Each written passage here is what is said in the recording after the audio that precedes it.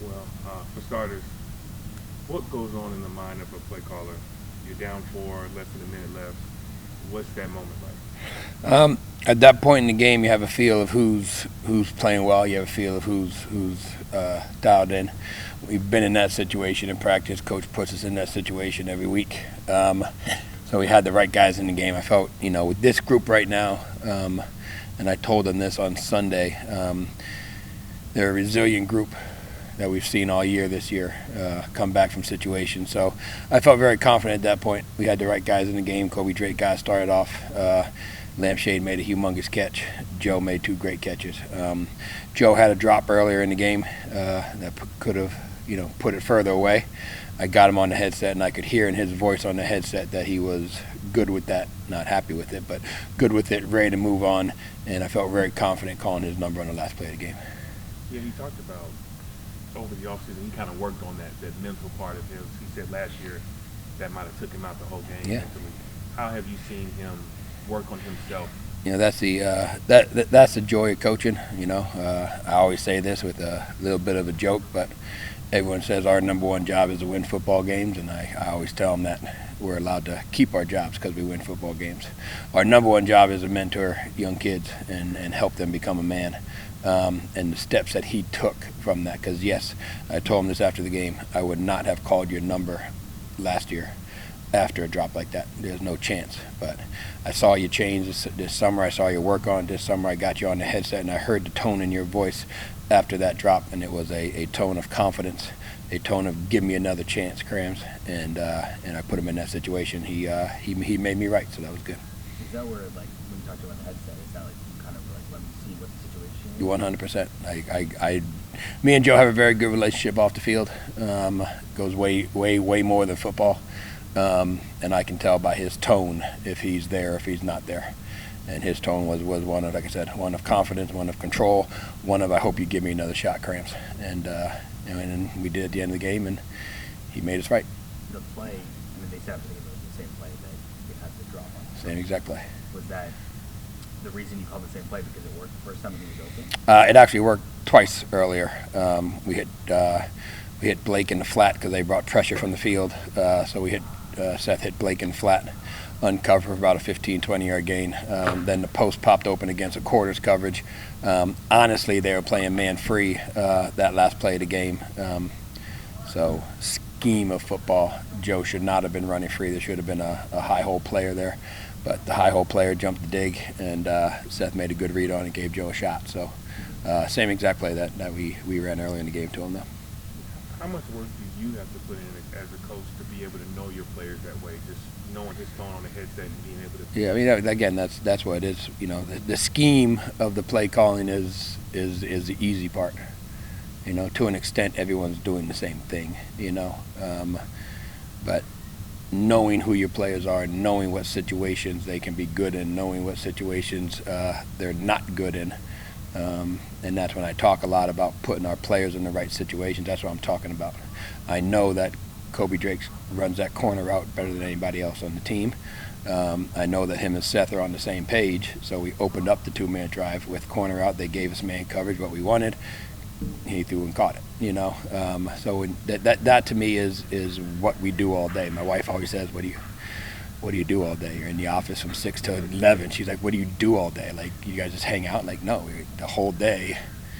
And funny, I'm on tangents now, but my older brother, FBI guy, he came one time last fall to a fall camp day, and he saw the day that we put in, and even he was like, you guys didn't stop. You went from 6 in the morning to 11 at night. You went from a meeting to grab some lunch, to practice, to grab some dinner, to another meeting, to another. You just went the whole day. Like, that's what we do, and that's what we study, and that's what we talk to the guys about. That's what we talk about as coaches. That on post routes we want this guy, on dig routes we want this guy, on swing routes we want this guy. That's what we do. So we do something all day. So if my wife's watching, we do something all day. When you're breaking down the film, how would you evaluate what you guys did offensively in the first half versus what you did in the second half before that final? Yeah, we have to do better on third downs. That's the bottom line. I got to put them in better situations on third and short. They A couple guys got to make catches. We had an opportunity to put that game away. We did a great job of being resilient and coming back and fast starts and all that happy stuff you talk about, but we had a chance to put those guys away. And that's the tone we're talking about this week is finish. We had a chance, we don't go in the past, but we had a chance to finish the Navy game before our defense had to make a great stop, and we didn't do it. You know what I mean? We had a chance to finish a couple other games, we had a chance in Tulane to go put a drive together and take the lead, and we didn't. So we need to finish, and that's what we need to do. And even though we won with a finish, that game could have been finished a long time ago if I put them in better situations and make a few better calls. If they make some catches on third and medium, if Joe catches that first post and all that stuff. You know what I mean? And that's what we need to be great at, and that's why I know you guys get sick of me saying it, but that's what I'm talking about when I say one play. And play 10 might be that play. Play 17 might be that play. Play 94 might be that play. The fact that we threw the post to Joe at the last play of the game and he caught it for a touchdown to win down 4, we wouldn't have been in that situation if we handled business, and I handled business on play 56, 72, and whatever it was, if you get my point. So we got to finish. What was the difference in the second half? Was it just an adjustment they made? No, it's us. It was us. There were some play calls I wish I would have made differently. Again, I've never made a play call I didn't like at the time I made it. There's some play calls I wish I would have called differently because of the results of the play. So I got to make better play calls. I got to put them in better situations, and we need to execute on the field. That's the deal. So that's what happened in the second half. They were doing the same things defensively. We had open receivers. We dropped a few, and I put us in situations that I wish I would have put us in better situations with some of those third downs. And it was strictly 2 third and shorts and 2 third and mediums. And there's the 4 drives you're trying to score on, because we scored 6 out of 10 drives, or 6 out of 11 drives. So. What about the fourth down play calls? Is that something where you have plays specifically where like, this is a good one for fourth down, even though those were, because one was a 4th and 1, I think. Yeah, 4th and 1, we threw it after getting stuffed on 3rd and 1. That's one I wish I had back.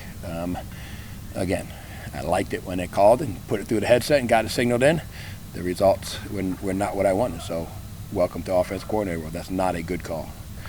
We are not judged by our methods. We are judged by our results. And the result on that play was failure on my part. So, we got to make a better call. What about the 4th and 7? Because 4th and 7 was yeah. The deal is this. I say it every week. I call a play down. They need to execute it. You know what I mean? And that's how we work together. I got to put a good play call in, and they need to execute it. So we didn't do it in that situation. I didn't make a good play call on 4th and 1. I had a good situation. We didn't catch it. Okay. Last play of the game, we called the play we wanted. We got the look we wanted, and everybody executed and made a play, and it's a great play. That's welcome to offense coordinating in college football. You know what I mean? A lot happens from the time you call a play through the headset and the whistle blows when that play is over. How would you rank Seth's performance against North Texas versus some of the other performances? That was as a controlled game I've seen him play. He was 100% in control. It was 22 or 28 with a handful of drops. He made about 2 of those run touchdowns were checks he made against looks that we needed to get out of.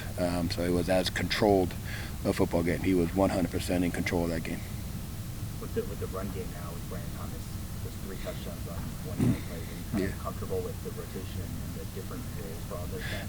Yeah, and it's something I talked to them about. Like, what are you doing in practice? You're going to gain my trust. You're going to gain, more importantly, Coach Silverfield's trust in practice, and that's what's going to get you the opportunity in the game. If we put you in the game and you take advantage of that opportunity, you're going to get more opportunities. If we put you in a game and you don't take advantage of the opportunity, you're not going to get opportunities. So, sometimes you guys ask me, why isn't he getting the ball? There's reasons. Why do you keep giving the ball to Blake Sutton? Blake is like, there's reasons. He's taking advantage of the opportunity he has when he's in. Sutton did a really good job when he had the ball this week. More opportunities come his way, but it all starts in what you do in practice. And if you gain our trust in practice, then we put you in the game. If you do well in the game when you're in there, you continue getting reps. So I feel very confident in the guys in the game. Obviously, they've done the work on the practice field, and then Brandon has 5 touchdowns in 2 weeks. Total probably about 6 yards on those touchdown runs, but he's doing a fantastic job what he is, and so he became that term, short down back. But then because he's a short down back, he got about two or three drives and got some plays other than that. So I'm very proud of Brandon because he's a guy who played a lot for us and then wasn't playing a lot for us, so he could have gone left and just thrown the towel in, or he could have buckled up and gone to work like he did to earn himself another shot, and he's taking advantage of it now.